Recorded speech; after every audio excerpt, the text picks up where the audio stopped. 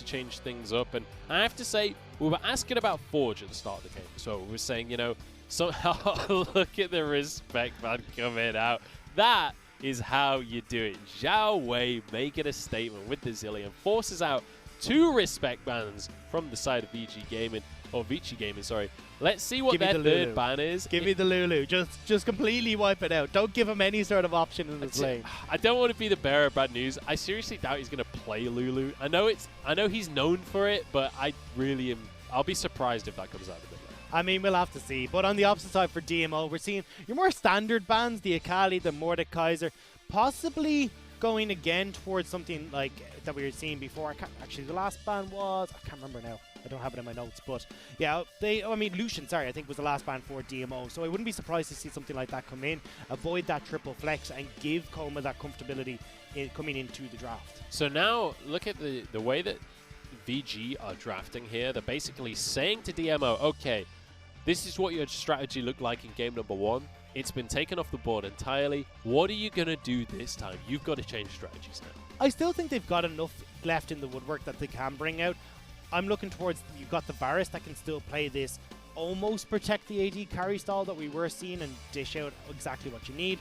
But we're seeing a very similar draft coming through from Vici. Rumble is going to be the first one on the cards, and we have to see what DMO decide to prioritize. The Misfortune's up, and I wouldn't be surprised to see them take the Leona here. I would love to see Vici, yeah, great prediction there, but I would love to see Vici Gaming lock in something like the Jarvan early, just so you've got that combination with the Rumble, because it feels like, you know, Equalizer can be a game-winning ultimate, but if you don't have any CC to lock them in place on top of that Equalizer, sometimes it's just not enough. And just give Ike's a bit of control in the early stages, make sure that he's the one who's able to dictate the pace, because last time it was very much Xiao Peng in control of that jungle matchup. We are going to see the Lucian locked in, so not as much as you'd expect coming in with the flexibility there, because you've already seen the Rumble locked in. But now we're going to see what that final pick is going to be. I'd be surprised. I think it is going to be a jungler locked in here. Man, that would have been so good. I was saying I want to see iBoy on something with a bit more kick. Vayne would have been amazing, but it's going to be the Jarvan locked on in. I like this draft from VG. This is much more substantial already. I'm looking at DMO here. They could lock in something like the Cassiopeia or the Ryze, ban away the Braum, and then you can have the Ornn locked in as well for natural on that top side of the map. Huge momentum engage. Great setup for the Cassiopeia and also for that Misfortune if they want to go for a teamfight orientated style. We'll have to see what it is. It is going to be the Cassiopeia locked in, and now the ban phase begins.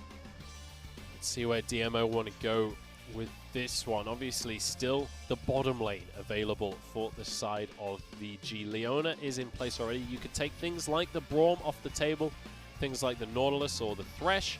We'll have to see if support is a pool that they want to pinch or whether they focus on the AD carries. But I think you're already kind of expecting that Lucian to go up towards the top side of the map, so I'd imagine it is going to be supports that are pinched here. It makes the most sense. The AD carries you're not overly worried about, especially if they are just going to put iBoy back onto Senna duty, but that again, Lucian could be flexing to the bottom lane, and we could be seeing something come out like a Renekton in the top lane, but you will have DMO with the counter pick. Depending on what DMO go for the second ban here, something like the Xayah Rakan is still available. Now it doesn't do too great into the Leona, but it is an option for the likes of iBoy and Maestro, and Xayah is something we've seen iBoy be very comfortable on in the past. And it's something that really does disrupt the setup that they want to go for. We talked about having the Ornn maybe come in, but already you can see, you know, throw down the Miasma, you've got the Leona coming through as well, bullet time to deal the damage. If you can get a Rakan into the mix of that, can upset that, but has to be careful of playing around that Miasma. Rek'Sai taken off the board as well as Ornn. Imagine Elise. I'm loving that Ornn has been banned away here. Means that Cube's not on it. Love Cube, hate Cube's Ornn. So we get to see him on something else. Lee Sin taken off the board as well. As you say, Elise still available here. I think that's what you'd go for here. It seems to be the most pressure that you can provide in the early stages of the game. Able to answer for that Jarvan with the early pressure. Ooh, that could be a spicy one. I'd love to see the Elise as well, just because it's such a great combo with the likes of Leona. You can follow up on one another so effectively, but also it sets up for Misfortune. You can get that huge bullet time across the entire team. It is going to be the Kiana once again making it all the way to the second phase. So I think what they're trying to decide here is, look, if we go for the Elise, that leaves us pretty heavy on that AP damage, especially since Misfortune has a bit of AP on her ultimate as well. I think what they're trying to do is leave themselves open for something like the Kennen if they want to go for that in the top lane, and not worry too much about how heavily they're prioritizing in towards that AP damage. It is going to be the Renekton, the safest top laner pretty much to lock in, despite maybe the Gangplank, but you're still going to be happy with that for Q.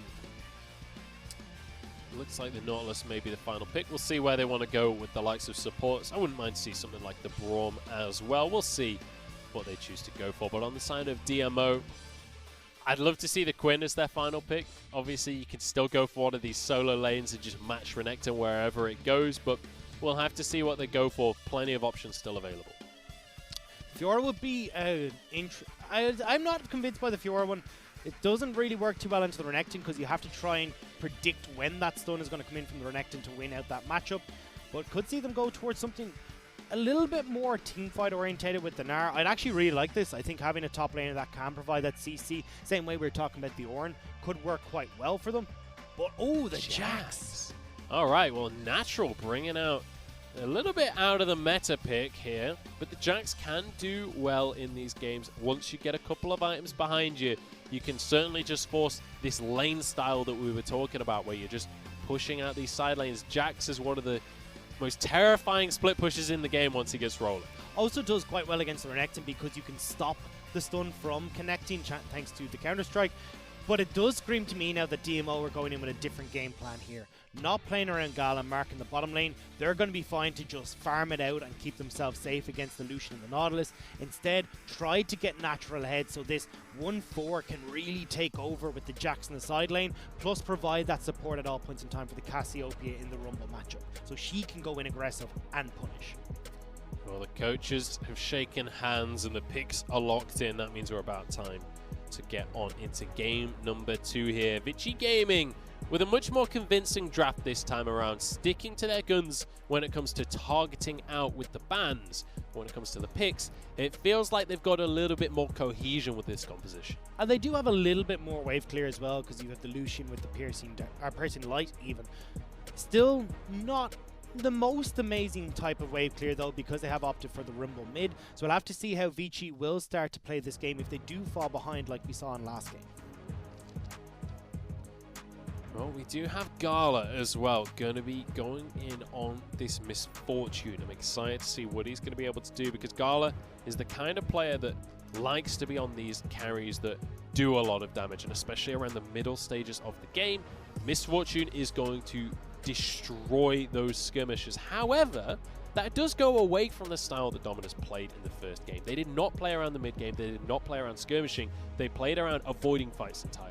And it's a different style for Xiaowei as well. We were saying supportive, Karmas, Lulu, Zillion is what we saw now in the Cassiopeia, so stepping up to be the real carry here alongside Natural. So this is why I'm saying I think we veer away from Xiaopeng doing the normal Xiaopeng things of playing towards Gala and Mark, instead looking to try and influence the rest of the map. It's time to get into game number 2 here between Vici Gaming and Dominus Esports. It's 1-0 to Dominus Esports. Let's see if they can finish things off.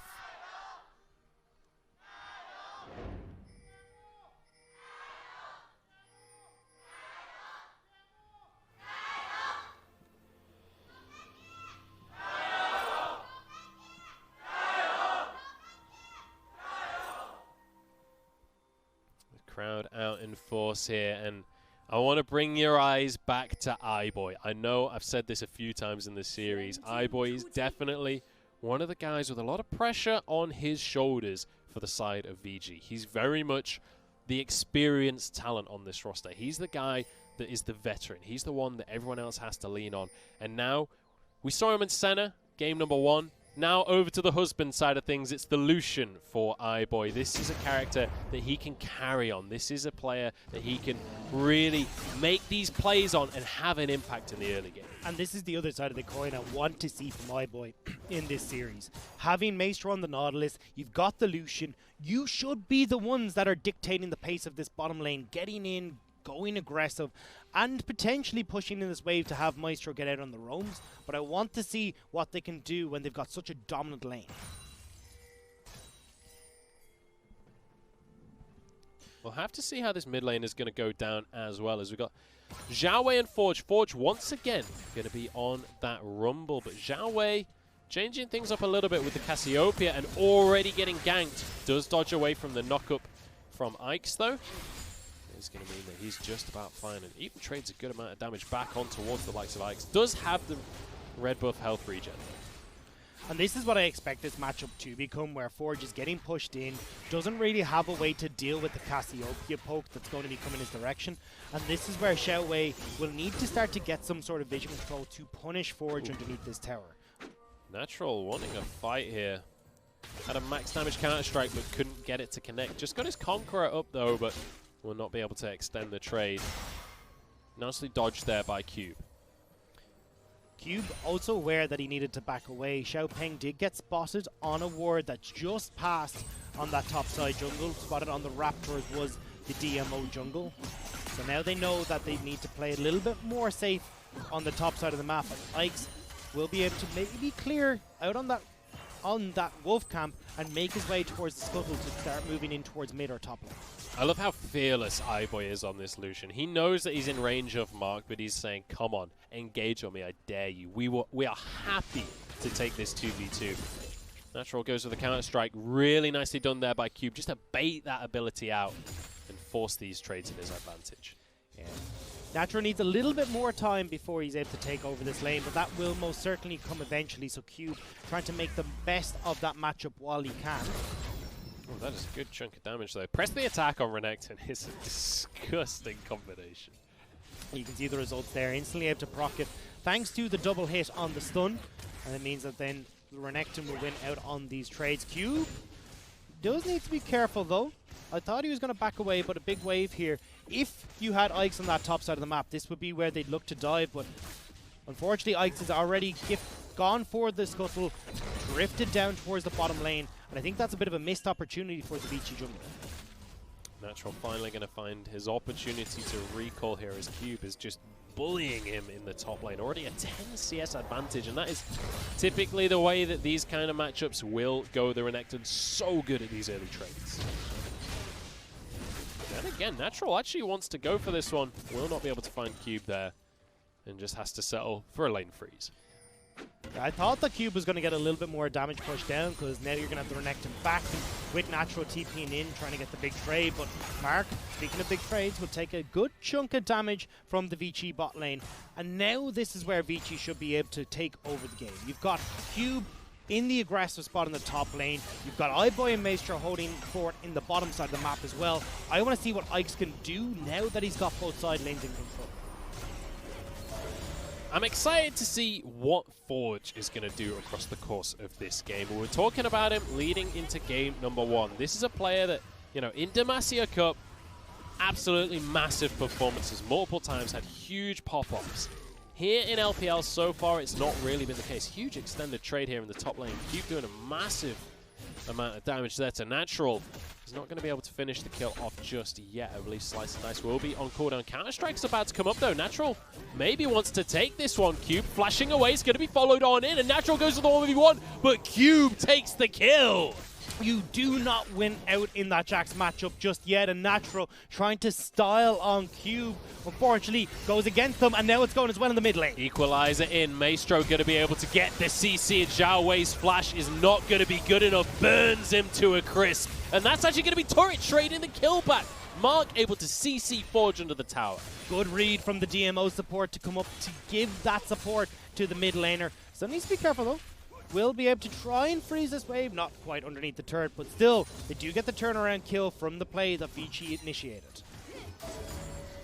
Well, things have suddenly hotted up. We've already got the same amount of kills that I think we went on to the 25-minute mark in last game, so maybe the pace of this game will be continuously increasing. That certainly gives the advantage to VG, though. When you look at the compositions, they want to be fighting in the early and mid stages. They've got the Lucian, they've got the Renekton. And it was the last lane that Vici needed to try and get in their favor. They got the kill onto Forge. A bunch of that CS went and was lost to the turret. So Forge now should be in a slightly better position. Cube in the top lane. These trades are so great. This is why I wanted to see these guys on carries. They will go toe-to-toe. They will fight each other, and I love watching that matchup pan out. But Natural doing a very good job on this Jax, even though he did go down. The fact that he's staying relatively even in CS and not just giving up. A lot of Jaxes will just give that lane up and won't be willing to go toe-to-toe. It's the extended trade versus the quick burst that Natural is looking for. If Cube is able to get in, get that Cull of the Meek off and slice and dice his way back out, Natural will inevitably lose out there. But if he's able to get a couple of those shots off, get a few pokes in and then follow with the leap strike, then you can see Natural turn this back in favor. Cube not really giving him the opportunity to go for that aggressive play there. Well, VG using this early advantage they found for themselves to get that Ocean Drake to start things off. It's going to be a nice bit of sustain for this laning phase. One of the best Drakes to get early on in the game like this. You can get a lot of value out of that. And when you take a look at the gold right now, 1,000 gold advantage for VG at just 8 minutes into the game. They're doing pretty well for themselves. And the question for me is going to be, where is the focus going to be next for Ike's? He's the one that has to make things happen in this early game. He's going to be the one that you need to be looking at. It is going to be at that Rift Herald. I mean, we're at the 8-minute mark. Level 6 would love to be hit by Maestro in the bottom lane so that then they can start to get the support roaming. They've shoved in the wave here. They can back up and then start to move towards that Rift Herald. They already had Cube and Forge get in towards the top side to get Vision down. And with Natural taking a good chunk of his health bar off thanks to the Croc, Vici should be able to turn towards this. And that's that short trade you were talking about right there. Cube will do a huge front load of damage right there with the Cull of the Meek. And you can see the pings from the side of VG going on towards that Herald. So they're a little bit questioning right now as to what they want to go for. Because Natural has backed, he will be able to move up towards the Rift Herald they started. The big thing is that Nautilus hasn't hit that level 6, whereas Mark on the Leona has got that Solar Flare available. These two supports thrive off of the ultimates, so that Maestro is trying to hover around the mid lane, soak up a little bit of that experience so they can support Ike's to go for this. But everyone's staying in lanes at the moment, and it looks like Ike's might just be able to solo this one out. And it's interesting, you can see in the inventories right now, Ike's actually going for the Balmy Cinder. He's opting into that tank Jarvan build, going for the Cinder Hulk rather than the Warrior. I'd say we see Warrior more often than not on the Jarvan, and the Cinder Hulk we do see sometimes. Well, the Warrior does give you a stronger mid-game, which is where a lot of teams are playing for. But when you look at the team that Vici have right now, you don't really need the Jarvan to provide more damage. You just want him to be the lockup to enable Forge, enable the culling from iBoy, and the longer he stays relevant in those fights, the better it is for the Jarvan to protect iBoy on the backside of these fights. Now on towards the top lane, Cube and Ike's going to be able to comfortably secure this tower with that Rift Herald pushing on in. This is a huge amount of plate gold going onto Cube as well. And this Rift Herald going to be relatively healthy as this tower goes down. I don't think they're going to be able to get another charge. In fact, they left the tower up on 1 HP, so the Herald will go down completely. They want to make as much of this CS as possible die to the turret, because look at the difference. Well, I was going to say look at the difference, but Warhorse has decided that it wants to be front and center of our stats board right now. It's about a 30 CS advantage for Vici and for DMO. For Vici over DMO in that top lane. And Natural, with the level behind as well, this Jax, having fuddled the early game, is now feeling the brunt of it with an entire Black Cleaver picked up for the Renekton. Actually, nearly 40 CS now in that top lane.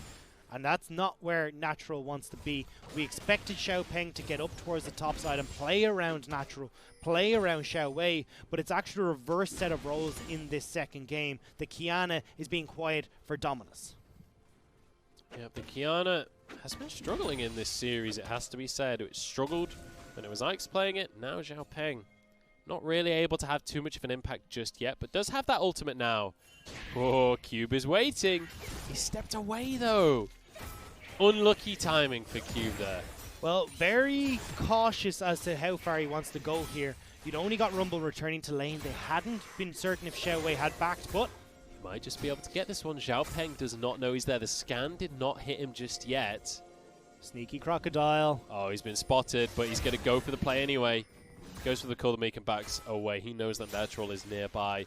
I like the idea from Cube. I love the aggressive play. I love the fact he's fishing for these opportunities. And I feel like it's given us a bit of an insight into what we can expect in the next few moments. They want to try and move in to get this mid lane turret down. If Cube is commanding this much respect from both Natural and Xiaopeng, it makes it easy for him to get in and start to look towards helping out that mid lane. And look at this bottom lane as well. iBoy has free reign on this tower. He's going to get multiple turret plates for himself here. In the meantime, the side of DMO grouping up towards this top side. Herald isn't available though. It looks like they might go for a play in top lane. DMO just trying desperately to get some sort of win back on the map, but Cube is reading this so well. Realize that they've had members push across. They'll give up this top lane turret because they're already answering on the bottom side. Cube needs to be careful. Has Maestro waiting in the wings. Here we go. They're looking to force the play here. Equalizer comes down. Bullet time is onto Maestro, but it's not enough damage just yet. Natural walks away with his life. Huge amount of damage, but there's a stun onto 2. Coming back across. Xiaopeng is the first one to go down in this fight. Now Aches trying to find his way onto Mark. Challenging Smite down as Gala flashes away from Cube. Mark has to use that summoner as well, but Forge finds the slow, and there goes Gala. 3 kills now in Forge's pocket. You can structure stuff in the top lane DMO, but Vici Gaming find the collapse and the turnaround. They just sent everyone across a bunch of vision on that bottom side of the map for Vici Gaming. They knew that that's what they were trying to do. They answer back perfectly. And with that, when we talk about this AD carry matchup, Gala is falling behind once again. It's all about iBoy on this Lucian. He's got the CS lead. He just got 4 or 5 plates for himself down in that bottom lane. He is going to have so much gold to recall on. Finishes off the Blade of the Rune King, and he gets a Warhammer to boot. I feel like we're seeing what Dominus struggled with for Vici in game number 1, where they don't have a game plan. They tried to make the play in the top side of the map to get the turret place to answer for Lucian, winning so heavily on the bottom side, but there's too many members on Vici up here. Forge gets a great ultimate to start things off. The Equalizer sets up Cube to go forward. Ikes, doesn't really matter, is here for more moral support because the rest of Vici are picking up the kills. The big question for me is, what is Zhao Wei doing in the mid lane? Row him up, get on into this play, because it turned into a 4v4. That could have been a 4v5. With a Cassiopeia ultimate in there, that could have been a win. The problem at this point is that Forge just pushes the wave in too quickly for Cassiopeia to deal with, so not able to roam up as effectively. And when they don't have control of the top side after losing that top lane turret, they can't risk this very immobile Cassiopeia moving through the jungle by herself. They need Xiaopeng and support, but this jungler for Dominus has been nowhere in this game. Not able to find a foothold so far. VG doing a great job of snowballing this lead. I was asking which version of Forge we were going to see coming on into this game. We're looking at the Demacia Cup version. We're looking at the type that wants to pop off, wants to get these early kills, and wants to snowball towards a lead. And we're starting to see the cube that we expected to see after the Demacia Cup as well. Picking up kills against Natural, finding the aggressive advantages that we wanted to see from Vici's top laner, and now the snowball is fully underway. We just need to see how Vici want to keep this going to finally finish out this game. Second Rift Herald is going to be up in just a few moments, and that would spell the best start for Vici in continuing towards victory. iBoy and Gala going toe-to-toe there, trading blows with one another, getting ready for what could turn into a skirmish here in the mid lane. But I want to, once again, bring our attention to the strategy change coming in here for DMO. Last game, they came in very much changing their strategy. They're saying, okay, Gala is our win condition. Let's play around him. Let's build and protect the carry composition. Even Zhao Wei is going to be playing the Zillion in the mid lane. VG changed their draft strategy. They banned the Zillion away. They banned the Aphelios away as well. And now suddenly DMO going back to more of a meta composition. Look like they're struggling to find their footing. It's just kind of the case. Xiaopeng is a non-factor. I mean, I kind of said this a fair amount, but finally he makes the play. That. He gets a stun there onto Maestro. He'll get knocked up himself. Gala trying to finish these kills off as Mark doesn't quite find the stun with the Solar Flare. Now Zhao Wei arriving on the fight as well. But it looks like both teams will just back away from this one in the end. No kills taken. couldn't quite get the burst damage down onto Maestro, and this is the problem that we're seeing. They've slipped so far behind that this Nautilus is becoming a bit of a beefy boy, too much so for them to deal with. Nearly has that Gargoyle Stone Pipe picked up, which means it's only going to be so much more difficult to take down the Subterranean Titan, and the rest of the damage from Vici can come over the back of him. So far, so good for VG. They've got a 3,000 gold lead. They've got 2 dragons and another one in a couple of minutes' time if they're able to keep control like they have been. But also, they've got that lead in terms of towers as well. Maestro just going to hold this way for Forge as he enters the mid lane here. They might even be able to pressure a tower here. Rift Herald is going to be dropped towards this mid lane. Nobody available right now from the side of DMO, and it's going to be a 3rd tower on the books. They're trying to get these backs off so you can pick up some of the crucial items that you need, but unfortunately they're not finding the correct timing to do so. Vici won't get the second turret thanks to that bullet time, but they're already getting punished for poor back timing. Vici looking strong, getting now that turret down means they can start to push forward, fighting these close quarter jungles, and get the big ultimate coming through from the Equalizer, that Cataclysm as well, or find the picks like this. Xiaopeng manages to keep himself safe with that Edge of Ixal, stealthing himself away thanks to the grass element. But it's a good little pick there from Maestro. And I've been impressed by Maestro's Nautilus so far. He's definitely happy to pull the trigger when he sees that play available. Like in the top lane, he was the one that started things off, getting the hook to begin that play under tower. And it is going to be on Ix and on Maestro to continue this forward. They're clearing out the vision, working as a duo to get control. Now you can see actually stopping the back from Mark because they're pushing so deep into the jungle of DMO. Now it has to be said that DMO are certainly not down and out just yet. They are 4,000 gold behind, or 3,500 gold behind.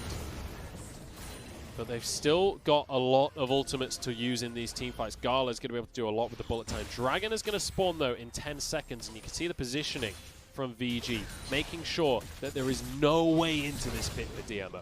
And this is going to give them their 3rd Drake as well. So already starting to push forward into that Infernal Drake Soul territory, which was such a nuisance for them in that last game. No contest from DMO, and this is looking like, as we said, a very much a reversal of roles, but they are going to try and make something happen off of this play. Natural with the teleport. They are not willing to give this one up just yet. DMO going to have priority on the Dragon. It's stolen, though, by Ix. Huge ultimate coming out from Xiaopeng, and now Maestro on the front line will fall. It's a trade 1-for-1 as Natural will be the next one to go down. Bullet time doesn't connect, and Cube wants to find a way back into the fray. It's not going to happen, though, and it's a 2-for-1. They're going to be forced to back away. Unfortunately, Xiaopeng has to go for the early smite because of the level disadvantage that the Qiyana has found herself in. Leaves it on 27 health. And Ix is able to pick up the Dragon. They pick up the team fight, and with that, in 4.5 minutes, potentially Vici can get that Infernal Soul.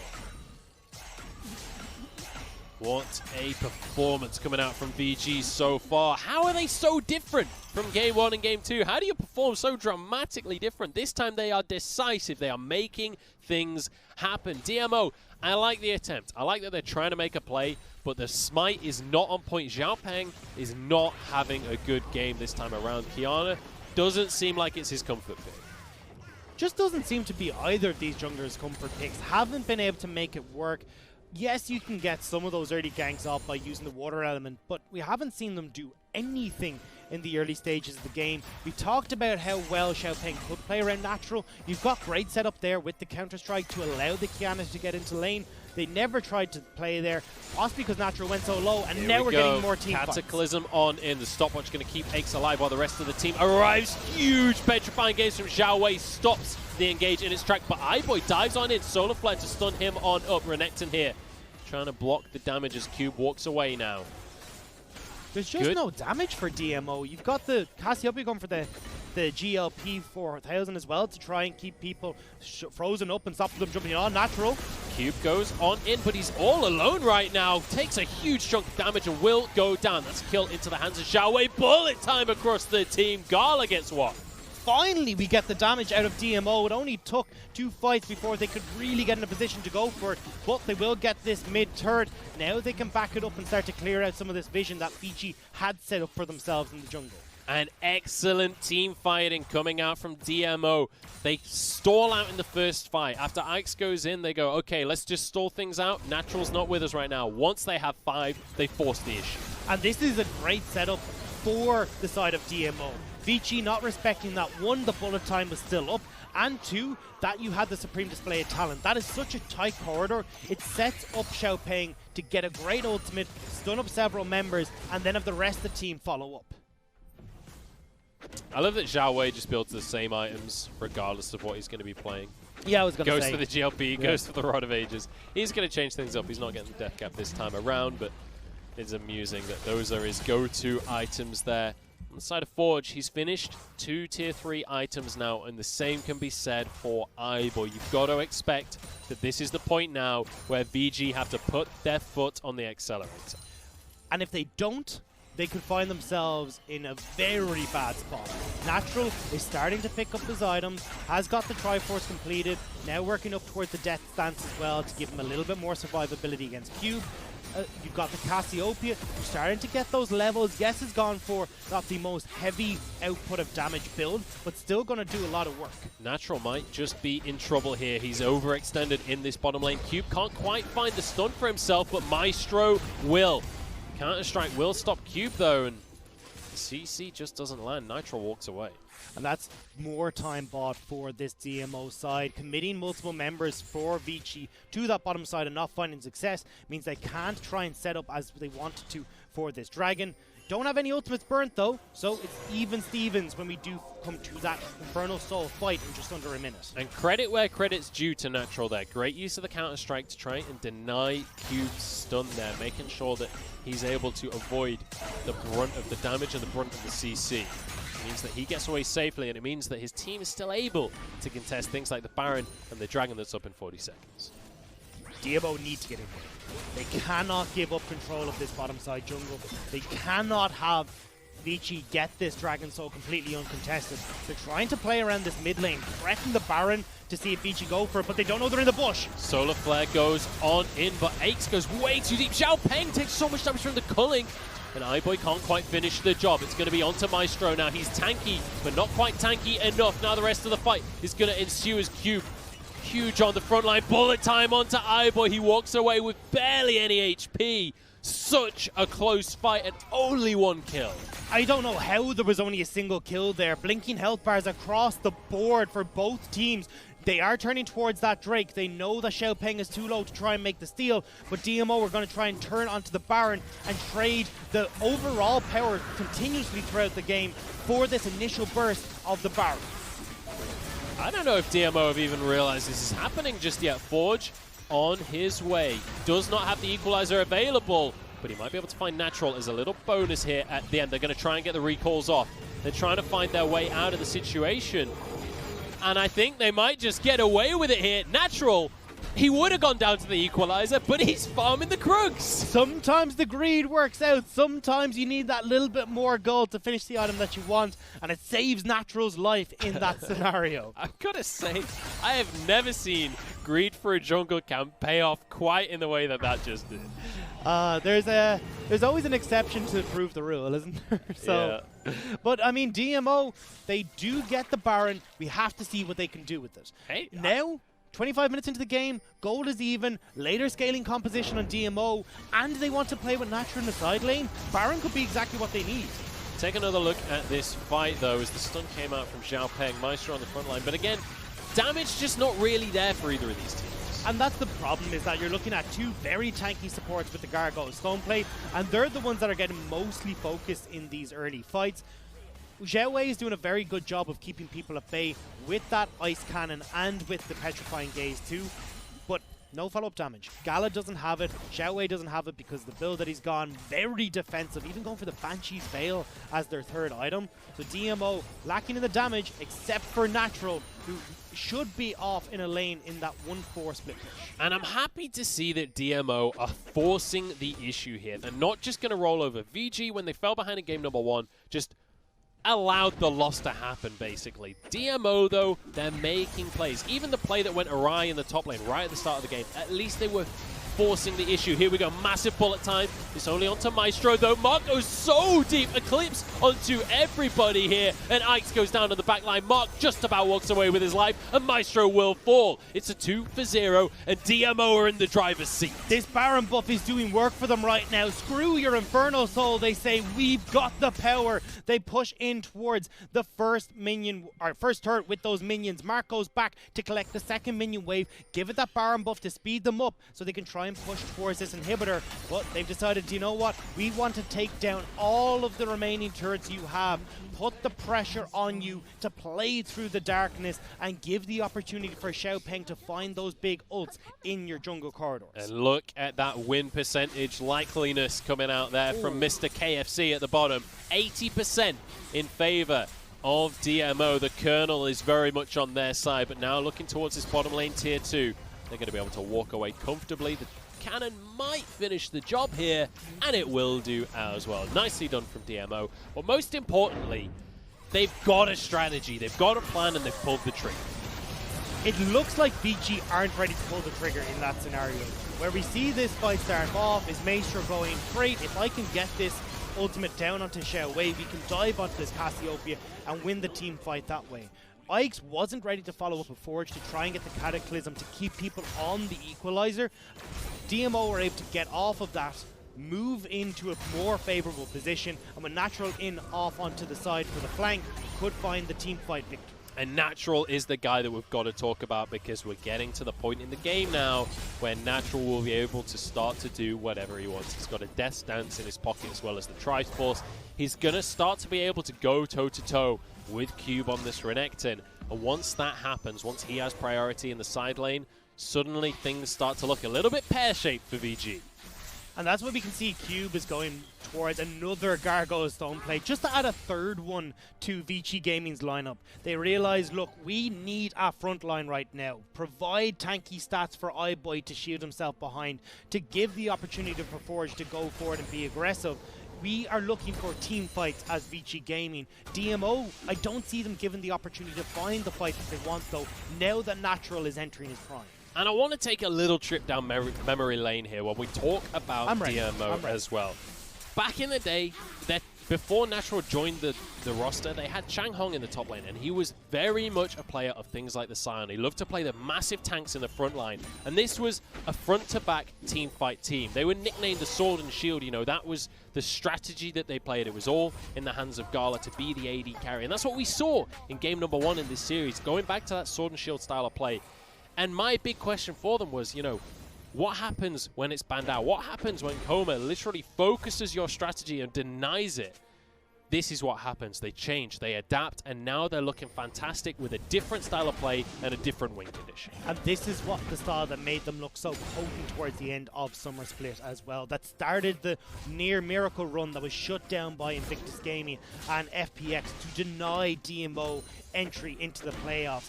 This time around, they want to make sure that they're approaching playoffs, and step number 1 for that is to take down Vici Gaming, another team a lot of people, including myself, put up into the top 8 spot, making it into playoffs. But looking at them in this series, this is not the team that you'd expect coming out from the start of the split, and a very different style of Dominus taking over the Rift.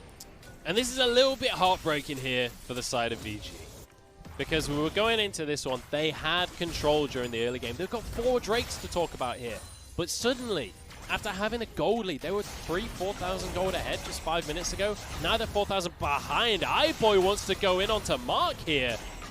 I don't know if he can keep going on that one. That's really big though. Mark popped the Gargoyle Stone Plate, afraid that he'd take too much damage because the Elder Dragon has just spawned. Such a crucial item cooldown is now gone on DMO, and they've no vision to move in and try and get this back. This is what I want to see out of iBoy. This is the player we know. There we go. Cataclysm goes in. Equalizer to follow. Mark is on the front line blocking the culling, but it's 1 kill going to Forge. iBoy getting chased down by Natural. He's got no support from the team, and he will be traded. But at what cost? VG run rampant in the fight. Cube takes another, and it's a huge swing for them. Natural, you may be hitting your prime, but you are not ready to take on the 4-man team of Vici. Natural, trying to do his best to hide away, keep them off of this Elder Dragon, but realizes I'm not a one-man army in this scenario. The Vici have found their fight, and Veni Vidi Vici, they will come out victorious and conquer this Elder Drake. We were talking about the components of this VG roster. We were talking about Cube and Forge. They both come huge in that fight. But iBoy being so aggressive on this Lucian, baiting the fight out of DMO, baiting them into the position where Ike's can force the engage. It's so well played by iBoy, realizing, look, if they don't have the Gargoyle Stoneplate, there's no one tanky enough to move in to get back vision. They play around the fact that there's no one there to hide off in the bush, dive onto Xiaopeng, dive on towards Gala on the Misfortune, and even though Xiao Wei is gone this defensive build, it only keeps him alive long enough to see everyone else go down around him. And this battle of the top laners on their carries, Natural, sure, he manages to get onto the back line, he manages to get iBoy, but Cube gets onto the back line, except he can 1v4 at this stage in the game. This Renekton is massive. 4 items plus boots. Cube is destroying the lineup of DMO. Watch where Natural is right now, though. They've decided to give up this Baron. They want to hear that clunk, clunk, clunk of the jacks on the bottom lane turret instead. Xiaopeng, though, is waiting in the wings. He's in the tri-rush, and he wants to try and go for the steal. Has no vision right now. There goes the control wall. 2,000 HP remaining. Looks like they might just go for the 50-50 right here. They're trying to stall out on the health, but perfect smite from Ike's. Look at Natural. Excellent control here, but in the meantime, yes, split push going down in the bottom lane. It's going to be an inhib taken for DMO, but is that enough? It is on the bottom side of the map, which should help out just a little bit in keeping them in control of this game. The problem is, with no real objectives up on the map, they don't really care where the inhibitor is taken right now because they can defend all these lanes pretty handily. 50 seconds remaining of Elder buff in the pocket of VG. 2.5 minutes of Baron buff in the pocket of VG. Cube has his teleport, so he's happy to just sit in that bottom lane and match Natural right now. He can get out of that situation, but in the meantime, the rest of Vici Gaming are going to be heading towards this mid lane, and the siege begins. Maybe Koma's master plan can come to fruition. 20 seconds left on this Elder Dragon buff. Vici know that they can put their pedal to the metal right now. Get towards this inhibitor turret. DMO need to play very safe. 10 seconds left. As long as nobody goes low now and they don't find the fight, they can maybe try and turn this with a good bullet time. Well, it's about time that some objectives are taken. VG finally starting to cash in on the advantages that they started to snowball 30 minutes ago. Cube getting on towards this tier 2 turret. Natural cannot find himself the trade that he wants. This turret will be going down. Cube happy to tank for just a little while. And we are now hitting the point in the game where everyone is approaching that full item build. This is where DMO should be in charge. But look at the damage there! Equalizer finishes the kill, but it's iBoy that set things up once again. Now Mark goes in onto the backline. Bullet time is cancelled, and everything's coming up VG right here. It's looking like the game might be over. Natural will fall, so will Gala. There's nothing they can do about it, and VG are going to push us to a game 3. iBoy has stepped up magnificently. We can see why legacies were built around this carry. We can see why Koma wanted him as the AD carry, because twice in this game he steps up to pull the game back from the brink and give it to Vici. There we have it. It's going to be 1-1 on the scoreboard as Vici Gaming take down DMO, and we finally get a glimpse of what this roster is capable of. It was not a perfect game by any means. The mid game, the late game were a little bit shaky, and I thought that DMO were going to turn things around there. But Vici Gaming keep control and managed to push this one through. I don't even say they keep control. They fully lost control of this game, and it was iBoy with that play onto Mark to burn that Gargoyle Stoneplate that set up Vici to bring this back from the brink. And look at that huge swing in gold. It looked like DMO had their number there, almost finding the 2-0. but beautifully done by VG, and great team fighting here from that graph representing the roller coaster of emotions Vici Gaming fans went through in this game. They come out victorious and happy though, and now push themselves towards a game 3 where they can look to try and finish out this series with a W on their side. Yeah, and you know, we've been talking a lot about iBoy. His Lucian was great. Aches as well had a fantastic... I mean, Aches and Maestro both setting these plays up, but ultimately, this one came down to the rookies. This one came down to Cube and Forge. Cube on the Renekton was massive in these team fights. The equalizers from Forge were just stupendous. I 100% agree, but I also do want to counteract that with Natural did not look good. At the beginning of this game, a lot of mistakes in the laning phase, trying to go and prove that I'm just going to out-muscle Cube in this top lane, which made the Renekton look so potent. And as well, Xiaopeng not really getting involved a huge amount either. This Kiana pick, we've seen it picked up twice in this series, and neither jungler really knows how to get them into the lane and set up the laners that they need to. We called it at the start when the draft came through. This game was going to be about Natural and the split push he can create. We saw one spark of hope when he got the inhibitor in the bottom lane, but that was pretty much it. Well, iBoy is back on top of his matchup with Gala now in this duel of the AD carries. iBoy consistently has had the advantage over the years. It looked like Gala, maybe it was time for him to evolve, but right now iBoy still on top, and his Lucian looked clean as well. I'm excited to see what Coma has up his sleeves coming into the next draft, because I have a feeling that it's not going to be so easy for him. Already his bans have been totally focused. You can see them down below. A lot of that going on towards Xiaowei. Xiaowei didn't really have the same level of performance in this game as he had previously. The Cassiopeia not working out for him. Well, we said we wanted to see Xiaowei come in as the carry. Instead built super defensive, got the ice hose to try and at least put out the fires that were starting in the DMO camp, but it never really gave them the damage that they needed to try and push this one forward. All right, well, it's been a pretty great series so far. DMO start things off, but VG have answered. It's time to find out who's going to be able to finish this one off in just a few minutes' time. We'll be back right after this.